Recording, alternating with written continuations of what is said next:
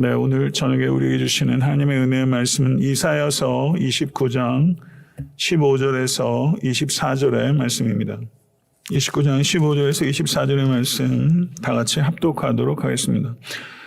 자기의 계획을 여호와께 깊이 숨기려 하는 자들은 화 있을진저 그들의 일을 어두운 데서 행하며 이르기를 누가 우리를 보랴 누가 우리를 알려 하니 너희의 패역함이 심하도다. 토기장이를 어찌 진흙같이 여기겠느냐.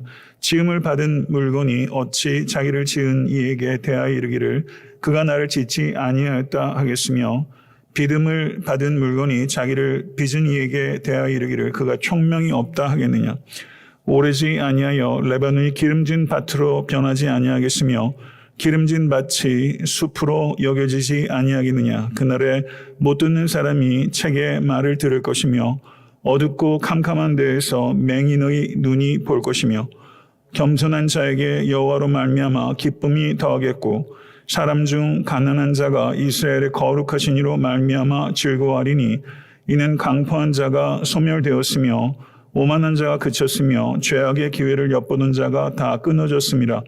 그들은 송사로 사람에게 죄를 씌우며 성문에서 판단하는 자를 올무로 잡듯하며 헛된 일로 의인을 억울하게 하느니라. 그러므로 아브라함을 구속하신 여호와께서 야곱 족속에 대하여 이같이 말씀하시되 야곱이 이제는 부끄러워하지 아니하겠고 그의 얼굴이 이제는 창백해지지 아니할 것이며 그의 자손은 내 손이 그 가운데서 행한 것을 볼 때 내 이름을 거룩하다 하며 야곱의 거룩한 일을 거룩하다 하며 이스라엘 하나님을 경외할 것이며 마음이 혼미하던 자들도 총명하게 되며 원망하던 자들도 교훈을 받으리라 하셨느니라. 아멘.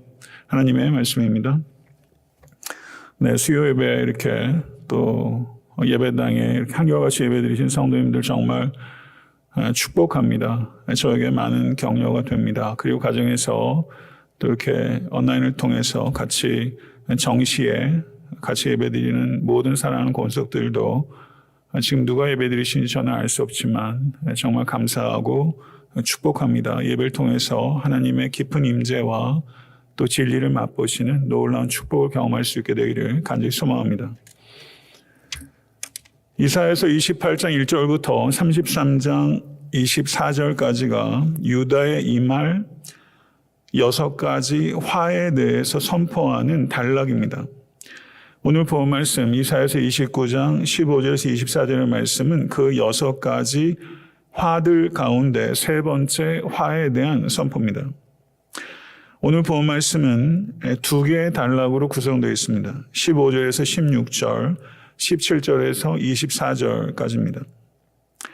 15절에서 16절을 보게 되면 하나님의 계획대로가 아니라 자기 계획대로 사는 사람들에게 임하게 될 화를 선언합니다. 15절과 16절을 다시 한번 읽을 때 그 키워드를 한번 잘 생각해 보세요. 그래서 키워드를 기억하시면 오늘 설교가 기억에 남을 거예요. 자기의 계획을 여호와께 깊이 숨기려 하는 자들은 화 있을진저 그들의 일을 어두운 데서 행하며 이르기를 누가 우리를 보랴 누가 우리를 알려 하니 너희의 패역함이 심하도다. 토기장이를 어찌 진흙같이 여기겠느냐. 지음을 받은 물건이 어찌 자기를 지은 이에게 대하여 이르기를 그가 나를 짓지 아니하였다 하겠으며 빚음을 받은 물건이 자기를 빚은 이에게 대하여 이르기를 그가 총명이 없다 하겠느냐. 이렇게 말하고 있어요.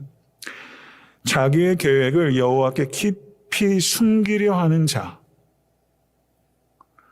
여기서 언급하는 사람들은 애굽과의 동맹 관계를 의지해서 아수르의 위험으로부터 벗어나고자 했던 유다의 고위층에 있었던 기득권자들을 가리키는 겁니다.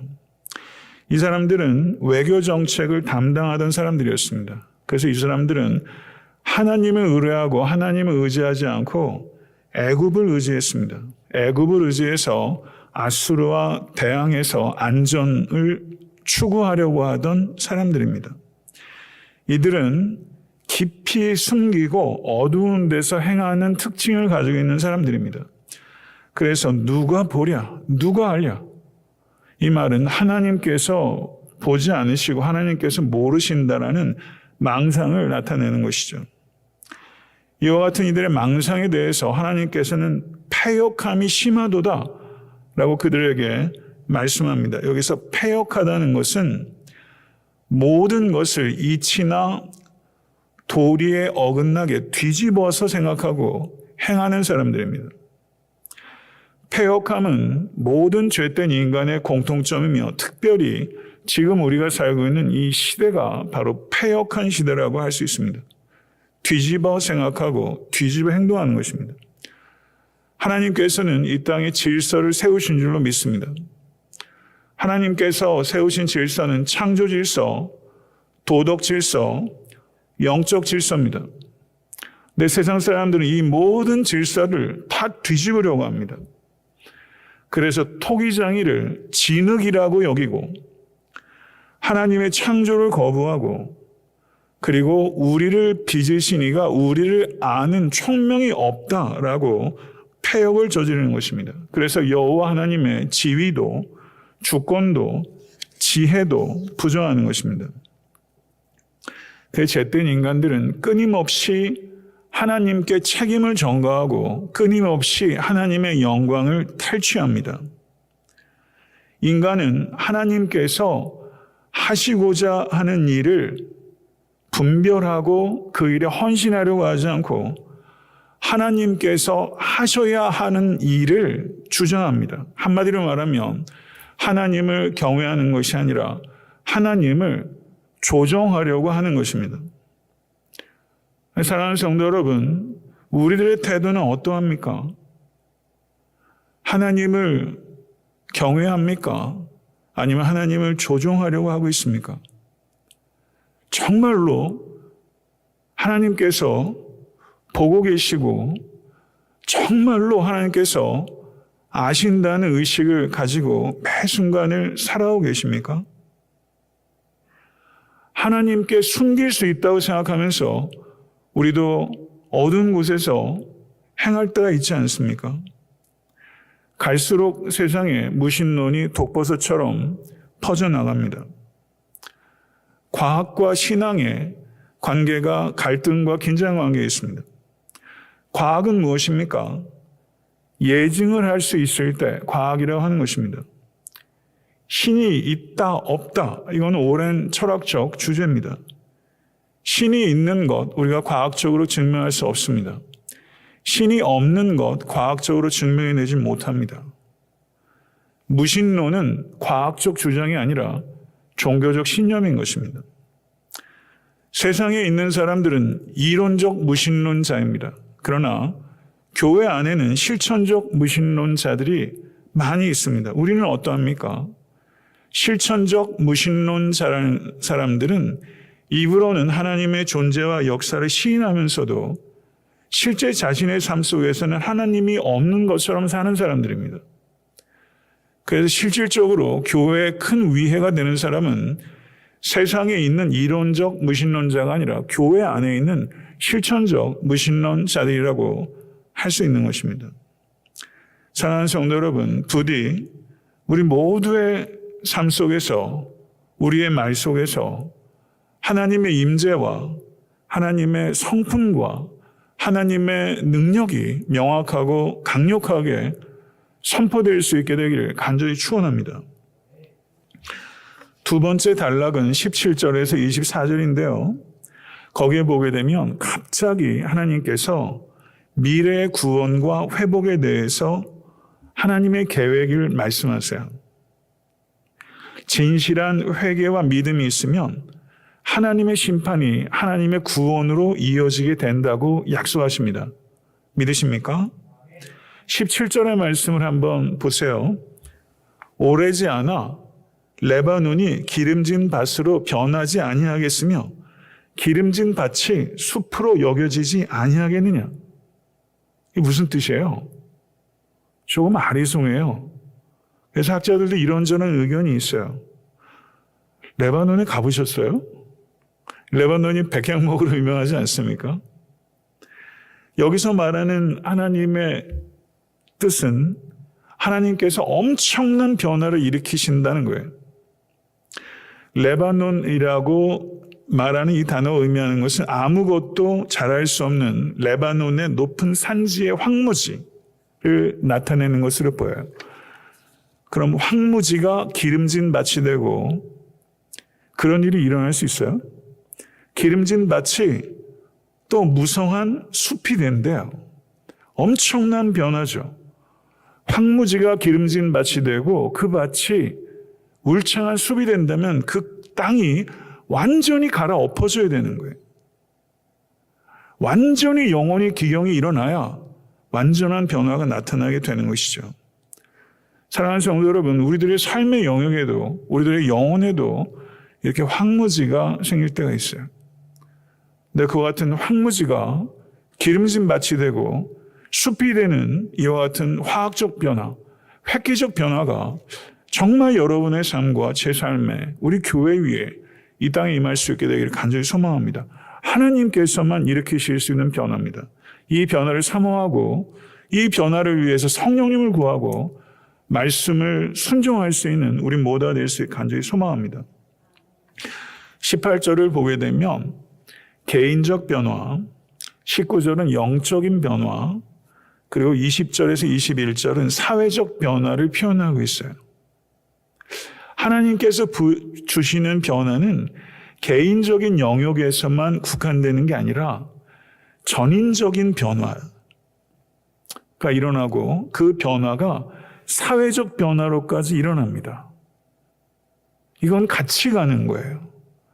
하나님으로 말미암아 은혜로 변화된 사람은 있는데 사회는 변화되지 않는다. 이거 이상한 거라는 거예요. 이건 같이 가는 거예요. 이사야서 29장 18절을 보게 되면 그날에 못 듣는 사람이 책의 말을 들을 것이며 어둡고 캄캄한 데서 맹인의 눈이 볼 것이며 이렇게 말씀하세요.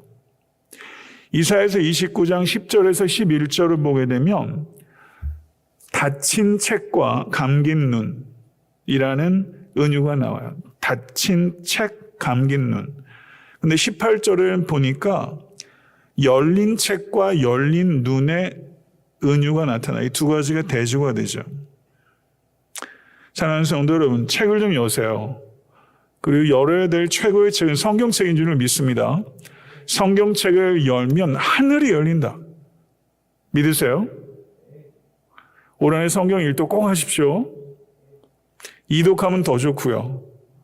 성경을 많이 읽으세요. 성경을 열면 하늘이 열려요. 이건 좋은 경구가 아니라 이게 여러분과 저에게 좋은 경험이 되어야 될 줄 믿습니다. 책이 열리면 눈이 열려요.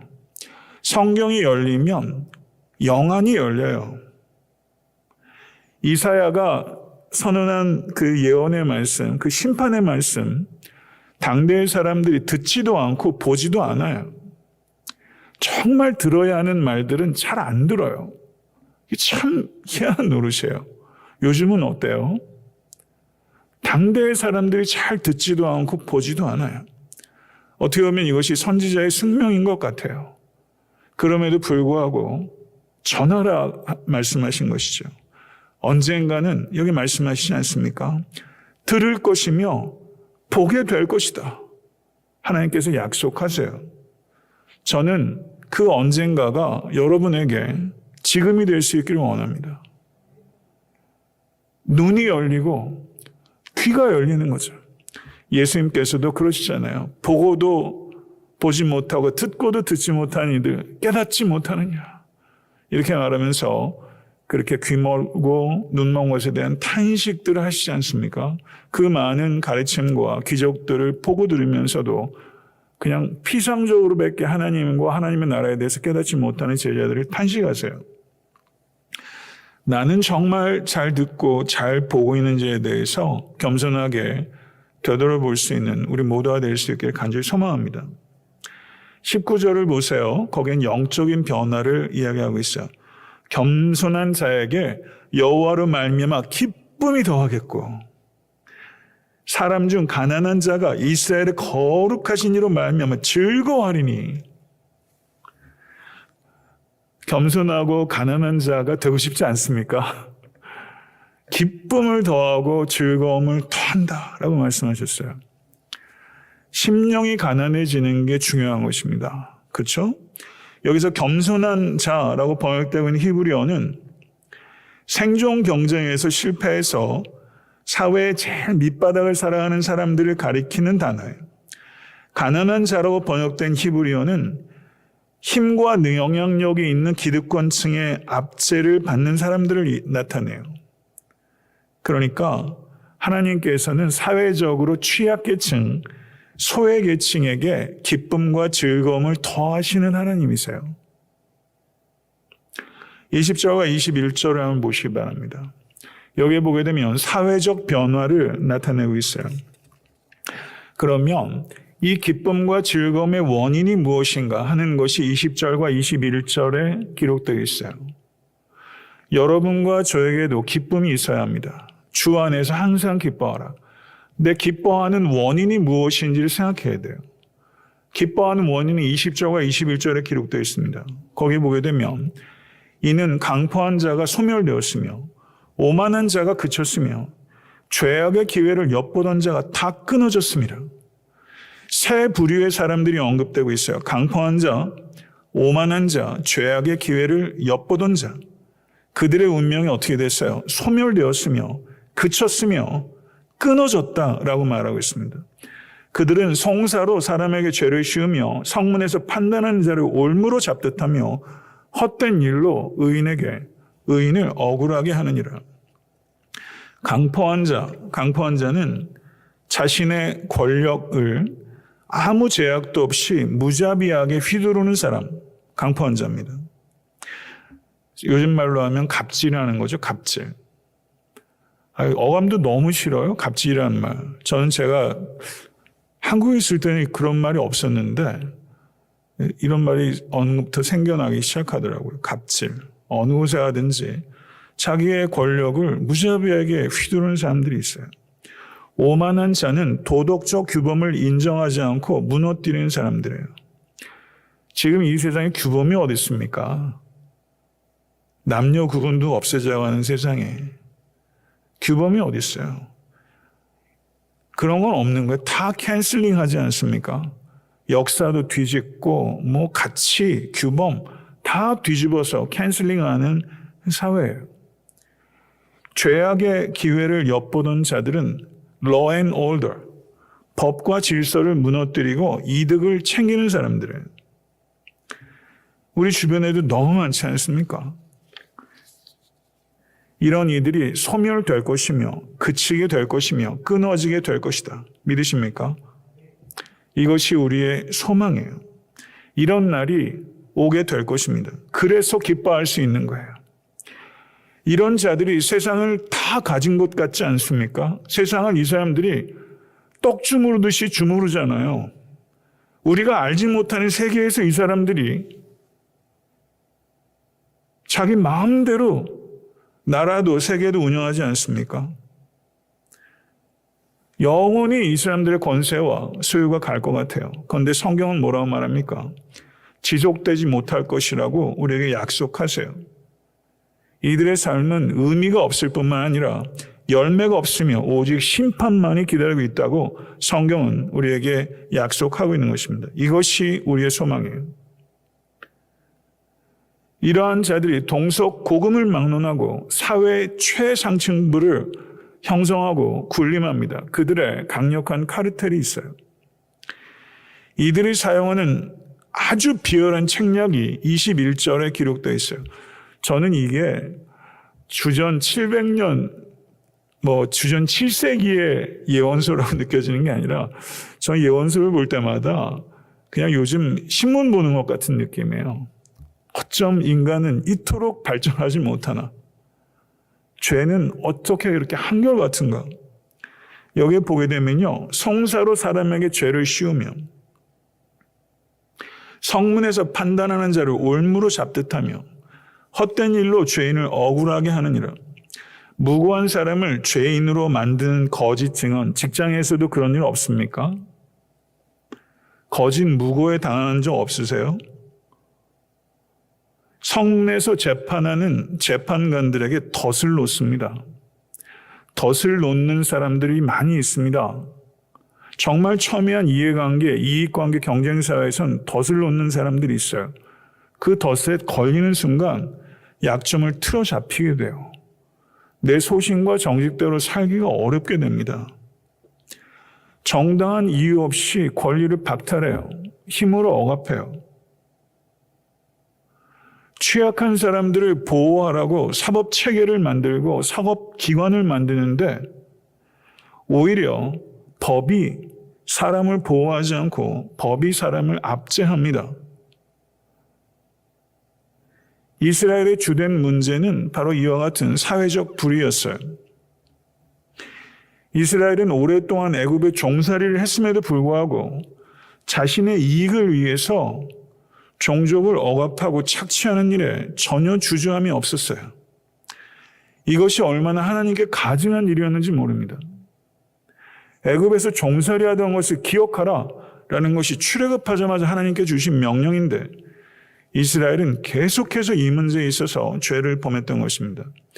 아모스서 2장 6절에서 8절의 말씀을 한번 보시죠. 여호와께서 이와 같이 말씀하시되 이스라엘의 서너 가지 죄로 말미암아 내가 그 벌을 돌이키지 아니하리니 이는 그들이 은을 받고 의인을 팔며 신한 켤레를 받고 가난한 자를 팔며 힘없는 자의 머리를 티끌먼지 속에 발로 밟고 연약한 자의 길을 굽게 하며 아버지와 아들이 한 젊은 여인에게 다녀서 내 거룩한 이름을 더럽히며 모든 제단 옆에서 전당 잡은 옷 위에 누우며 그들의 신전에서 벌금으로 얻은 포도주를 마심이니라. 악한 부자들 밤낮으로 부를 축적하는데 여념이 없습니다. 어떻게 하면 부를 더 축적할 수 있을까 집요하게 계획합니다. 그리고 노력합니다. 근데 문제는 이 악한 부자들이요, 우리가 상상할 수 없는 부를 가지고 있어요. 상상할 수 없어요. 빌 게이츠가 미국의 18개 주에 미국에서 가장 큰 땅을 지금 소유하고 있는 게 빌 게이츠랍니다. 그의 넥스트 플랜은 이 식량 문제가 닥칠 거기 때문에 좀 염려가 되는 거예요. 그런데 문제는 이 악한 부자들, 우리가 상상할 수도 없는 권력과 부를 소유하는 그 사람들은 그 악한 계획을 실현할 수 있는 경제적, 사회적, 사법적 힘을 다 가지고 있어요. 아무도 그들에게 제동을 걸 수 없습니다. 그리고 그 악한 계획을 하면서 착한 일을 한다는 칭찬까지 들어요. 심지어 언론까지도 이용하니까. 오늘 알았어요. 워싱턴 포스트가 그 아마존이 사주라는 거. 거대 기업과 언론이 이렇게 결탁하는 거 위험하지 않습니까? 언론과 정권의 나팔수 노릇하기 딱 좋지 않아요? 한국 언론도 마찬가지고요. 거대 재벌, 언론 재벌이 있긴 합니다만은 그냥 다른 기업을 가지고 있는, 만약에 삼성이 어떤 중앙일보도 좀 연관이 있는지 모르겠습니다만은 그 위태로운 일 같아요. 정상적이고 상식적인 정론지로서 정치적 스탠스가 있을 수밖에 없지만 사실관계에 입각한 그 사람들이 정당하게 판단할 수 있도록 그렇게 중립적인 입장에서 말할 수 있는 언론이 너무 필요한 것 같은데 언론이 다 한쪽은 너무 왼쪽으로 한쪽은 너무 오른쪽으로 이렇게 편향돼 있어서 참 세상 헷갈리는 것 같아요. 신 한 켤레, 매우 작은 빛을 나타냅니다. 신 한 켤레 얼마나 해요? 그런데 그 작은 빛 때문에 사람을 노예로 팔아요. 그리고 부유층과 재판관들이 야합합니다. 재판관들이 돈을 받고 불이한 판결을 내려서 부유층들이 값싼 노동력을 확보하도록 도와준다는 거예요. 이게 아모스서의 내용이에요. 불의한 부자들이 값싼 노동력을 확보할 수 있도록 불이한 판결을 내리는 거예요. 무섭지 않습니까? 외형적으로는 합법이에요. 저는 합법이라고 얘기하는 거로 충분하지 않잖아요. 합법을 가정한 불법이 얼마나 많아요? 너무 많잖아요. 현대사회에서도. 가난한 이들은 그들이 가지고 있는 신발 한쪽까지 뺏기는 거예요. 진짜 탈탈 털리는 거예요. 정의는 땅바닥에 다 떨어지고 인간의 존엄성은 없어졌어요. 머리가 밟히는 거예요. 이게 이스라엘의 문제였어요. 사랑하는 성도 여러분, 여러분에게는 탐욕이 없습니까? 제게는 없을까요? 깜짝깜짝 놀랄 때가 있지 않습니까? 아, 나에게 이런 욕심이 있었구나. 탐욕을 제어하지 못하면 탐욕이 음모가 되고 음모가 행동으로 옮겨지는 건 한순간입니다. 기회를 얻지 못해서 그냥 작당으로 머무르는 것이지 그게 기회를 얻으면 행동으로 나타나는 거예요. 찬스가 있으면요. 그런 기회가 없을 때는 뭐 거창한 얘기 할 수 있지만 한탕 할 수 있는 기회가 오게 되면 그 탐심에 굴복하는 사람이 100에 99 아닐까요? 저는 인간이 참 악하다는 걸 요즘 참 많이 느껴요. 제 안에서도 발견하게 되지만 세상 돌아가는 것을 보면서. 그러면 이익에 집착하다 보면 힘없고 죄 없는 사람들을 해치고 죽이는 일들을 할 수 있습니다. 대표적인 예가 나봇의 포도원이에요. 아합이 결국 사람을 죽여서 그거를 얻잖아요. 할 수 있어도 다 하면 안 되는 것입니다. 힘없고 죄 없는 사람들이 땅 없는 사람이 되고 급기야 집 없는 사람이 되는 것. 이것이 이스라엘에 살았던 사람들의 문제고 지금 이곳에서도 형태만 조금 다르지 도처에서 벌어지고 있는 일입니다. 이스라엘의 문제는 이웃을 사랑하는 데 실패한 거예요. 이웃을 사랑하는 데 실패하는 것이 곧 하나님을 사랑하는 데 실패하는 것입니다. 이것은 같은 거예요.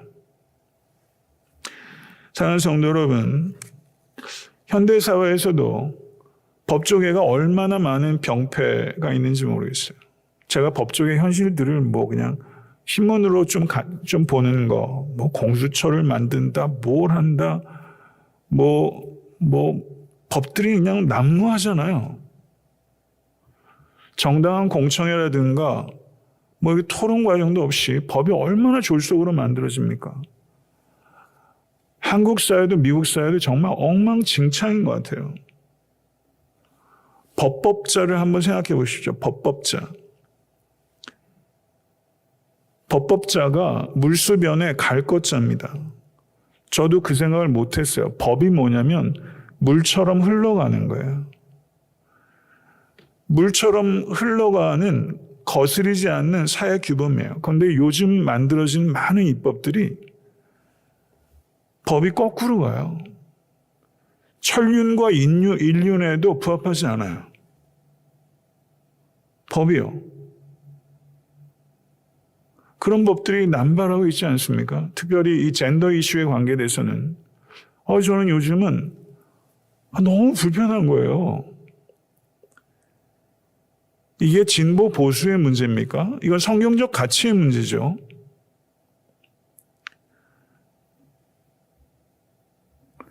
저는 성경적 보수주의자고 실천적 진보주의자라고 생각합니다. 전 성경적 가치, 본질의 문제에 있어서 한치도 뒤로 물러설 수 없어요. 법을 집행하는 사람들이 제 식구 감싸기, 떼법, 법조 브로커, 전관비리 엄청 많습니다. 미국도 그렇더라고요. 군에 있던 사람이 다 군수산업체 가가지고 엄청난 돈 해먹고 카르텔 구성하고 고액의 수임료, 부당한 영향력 행사, 특정 이익에 봉사하는 변호사들 얼마나 많습니까? 불성실한 변론, 고무줄 판결, 사법계에 대한 불신이 지금 저는 성경 얘기하는 거예요. 지금 그랬다잖아요. 법을 하는 사람들은 뭐 하는 사람들입니까? 기본적 인권과 사회정의 실현을 위해서 소명감을 가지고 일하는 거죠. 근데 검사도 변호사도 판사도 그런 사람들이 있겠죠. 왜 없겠어요? 근데 사람이 변질되죠. 그리고 거기에 있는 조직 문화라는 것도 있고 그런 사람 참기 참 어렵고 또 그런 사람들이 계속 그렇게 소신 지키면서 살아가기도 제가 볼 땐 참 어려운 것 같아요. 바른 소리하고 내부 고발자 되면 왕따 되고 사실 죽습니다.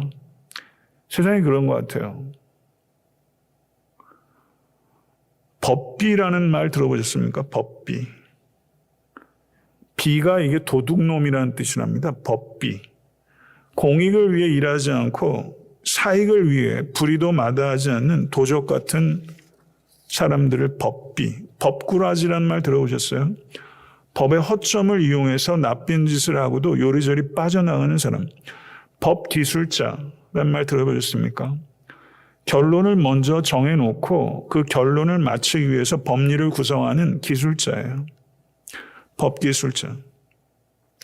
세상 법을 다루는 사람들을 법조인이라고 한다면 하나님의 나라의 법을 다루는 사람은 성직자입니다.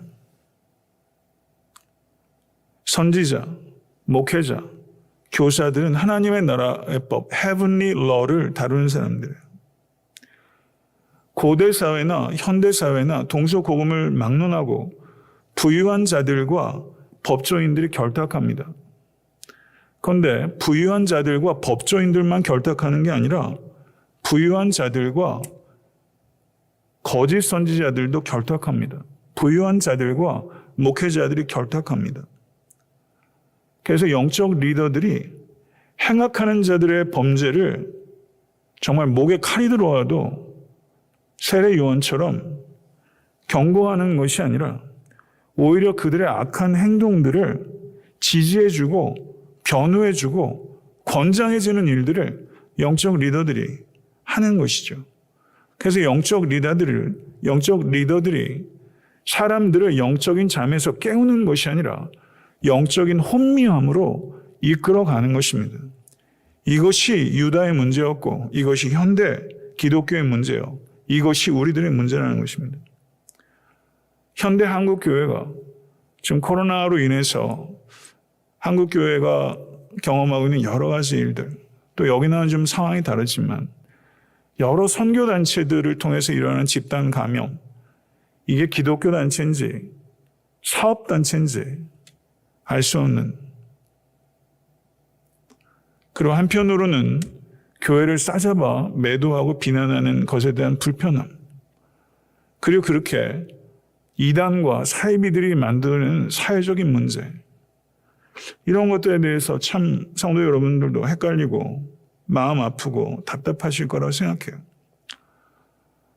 저는 이 기간 동안에 한국교회가 과연 약자를 보호하고 대변하는 쪽이었는지, 아니면 강자와 결탁하고 대변하고 심지어 공생하는 쪽이었는지, 우리가 일반론으로 얘기할 수는 없지만 과연 한국교회는 어느 쪽에 서 있었는지, 권력에 기생했는지, 권력에 거침없이 하나님의 말씀을 선포하는, 그게 어떤 정당의 대통령이 나오든지 간에 권력 주변에 기생하는 종교인이 아니라 권력에 대해서 하나님의 말씀을 선포하는 사람들이 되어야 되지 않습니까?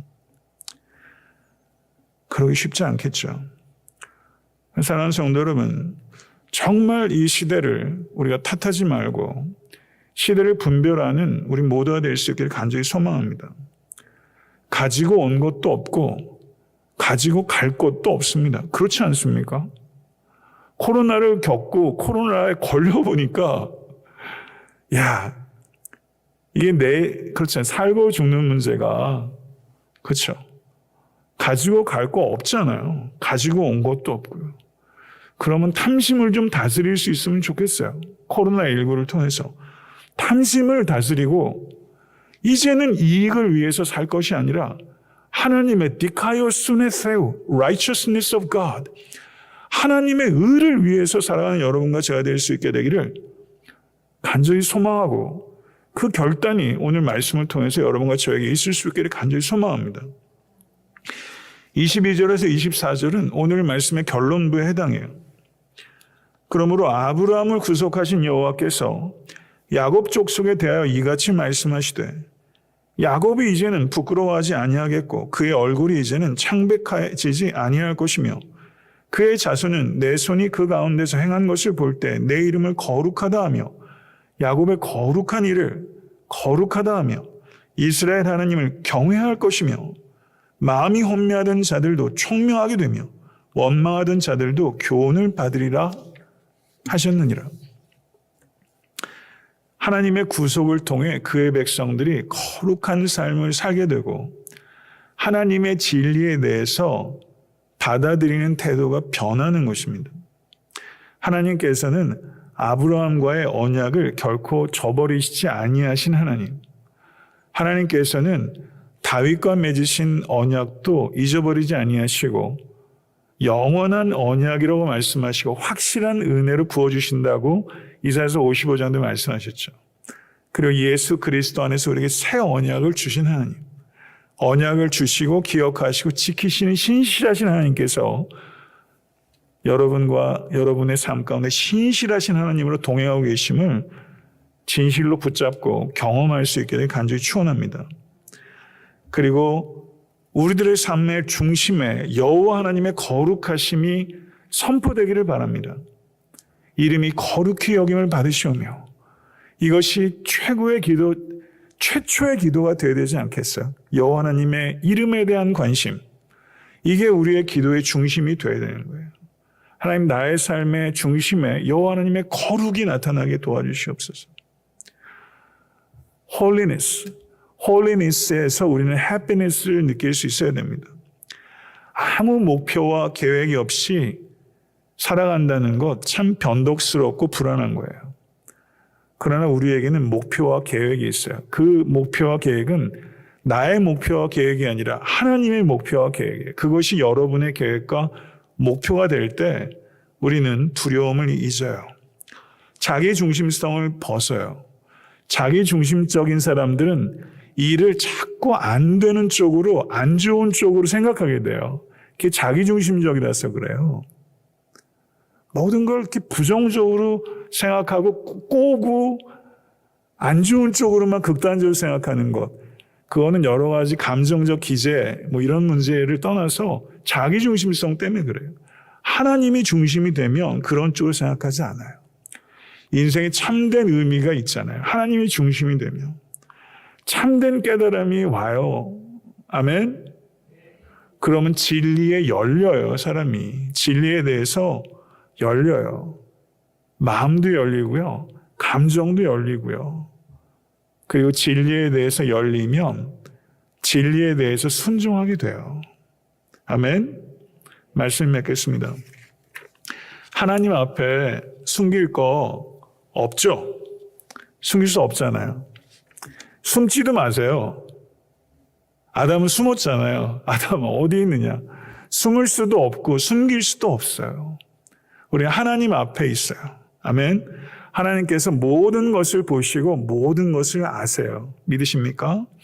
그리고 우주와 역사에는 하나님께서 새기신 질서가 충만해요. 보려고 하는 자에게는 보여요. 하나님께서 세우신 질서를 뒤집으려고 하는 사람들이 세상에 너무 많아요. 그것이 경우에 따라선 자유란 이름으로, 경우에 따라선 인권이란 이름으로 팔을 쓰고 하나님의 질서를 뒤집고 그것을 강요하는 시대가 되었어요. 정상이 비정상이 되고 비정상이 정상이 되는 시대를 살아요. 사랑하는 성도 여러분, 우리는 창조 질서 아래 살아갑니다. 그리고 그 창조 질서를 이해하고 지키고 선포하고 회복하고 확장하는 일에 여러분의 삶이 애타한테 섬기는 교회가 쓰임받을 수 있게 되길 간절히 축원합니다. 사막이 기름진 밭이 되고, 옥토를 한번 상상해 보세요. 이게 그 imaginary 하는 거죠. 상징 언어로 사막이 기름진 밭이 되고 기름진 밭이 울창한 숲이 되고, 아멘. 이게 하나님의 약속이에요. 이거 천국에 가서 경험하게 되겠지만 저는 여러분들이 이 땅에서도 경험하셨으면 좋겠어요. 멋지잖아요. 우와, 사막 같았는데 저분이 연초에는 진짜 사막 같았는데 사람이 푸석푸석 하잖아요. 그런데 봄이 지나고 한 4, 5주 되니까 저분의 얼굴에 윤기도 돌고 뭔가 기름진 박 같은 거예요. 거기에 막 울창한 숲이 되는 거죠. 여러분의 올 한 해도 그렇게 다 그런 리듬으로 엄청난 변화가 경험되면 좋겠어요. 믿으십니까? 믿음대로 될 거예요. 믿으시자고요. 황무지가 기름진 밭이 되고 기름진 밭이 숲이 되는 역사.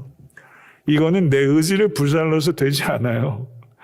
하나님을 구해야 돼요. 성령님을 구하고 말씀을 구하고 그 연약한 의지를 하나님께 맡겨야 되는 거예요. 그럼 하나님께서 주도적으로 내가 협력해서 그런 일들이 우리에게 경험케 하세요. 할렐루야. 이런 놀라운 변화가 올 한 해도 아마 쉽지 않을 거예요. 쉽지 않겠지만 우리는 방법이 있잖아요. 하나님을 의지하는 게 우리의 방법이잖아요. 쉽든 어렵든 우리는 일관된 삶의 원칙이 있어요. 절대적으로 하나님을 의지한다. 내 개인의 삶에도 우리 교회에도 이 땅에도 하나님 이런 역사를 갈망합니다. 그리고 이런 역사에 나를 우리 교회를 사용해 주시옵소서. 내 삶을 드립니다. 아멘. 하나님 그 일을 위해서 나의 다친 귀와 감긴 눈이 열리게 하여 주시옵소서. 그게 우선돼야 되지 않겠어요? 그리고 힘을 자신을 위해서 사용하고 도덕적 규범을 무너뜨리고 어떻게 해서든지 이득을 지키려고 하는 자들을 기다리는 것은 하나님의 심판이다. 믿으십니까? 그러니까 세상 꼬라지 보고서 너무 비탄하는 것도 죄예요. 하나님의 심판을 기다려요. 잠시 실망할 수 있지만 낙심하는 가운데 자기를 두는 그것도 자기 기만입니다. 우리들은요, 이럴 때일수록 어려울 때일수록 약하고 소외받은 사람을 둘러봐야 돼요. 물질이 있으면 물질을 나누고 나눌 물질이 없으면 마음을 나누고 기도를 나누면서 약하고 소외받는 자들이 행여나 나로 인해서 상처받거나 억압받거나 착취돼서는 안 됩니다. 그들을 적극적으로 보호하고 대변하는 정의와 공의의 삶을 살아야 돼요. 정의와 공의를 세상에 있는 사법계에 있는 사람들도 정의와 공의 별로 안 하는 것 같아요. 못 믿겠어요. 그냥 솔직히 말하면. 교회 목사들이 믿으면 합니까? 그러니까 다른 사람 믿으려고 하지 말고 내가 믿을 만한 사람이 되자. 전 그게 답인 것 같아요. 내가 정말 기다리는 사람이 있잖아요. 내가 정말 보고 싶은 사람. 그런 사람 좀 이 땅에 있으면 그런 바람이 있잖아요. 그런 사람 기다리지 말고 그런 사람 되겠다는 생각을 바꿔야 될 때가 아닌가. 저도요, 정말 목사다운 목사 참 만나고 싶었어요. 내가 누굴 만났지? 이런 생각이 들어요. 내가 만나고 싶은 그 목사가 내가 되자. 여러분 정말 존경하고 싶은 성도, 이분 정말 그리스도인이구나. 이분 정말 그리스도의 제자구나. 그런 사람 만난 축복 얻기를 원합니다. 그런데 내가 그런 사람이 되자. 이게 책임 있는 자세 아니겠어요? 그래서 우리가 정말 참 소망을 가지고, 지금 제가 약간 말이 길어지고 그냥 이런저런 얘기를 좀 했습니다만은, 저는 이 3번째 화에 대한 예언, 6번째 화에 대한 예언까지 갈 텐데요. 이 화에 대한 예언을 통해서 이걸 정말 진중하게 받아들이면서 내 삶에, 그리고 내가 결단하고 우리 교회가 결단해야 될 도덕적, 영적 책임들을 생각하면서 절망하지 않고 이 땅에 희망이 되어야 되겠다. 이렇게 발전적으로 그렇게 생각하고 결단하는 일들이 정말 중요하다고 생각이 됩니다. 그래서 오늘 본 말씀을 통해서 저는 낙심하는 게 아니라 오히려 막 이렇게 힘이 생기고 또 각성하게 되는 것 같아요. 사랑하는 성도 여러분, 잘 듣는 귀, 잘 보는 눈, 잘 가꾸어 가시는 우리 모두가 될 수 있게 간절히 축원합니다.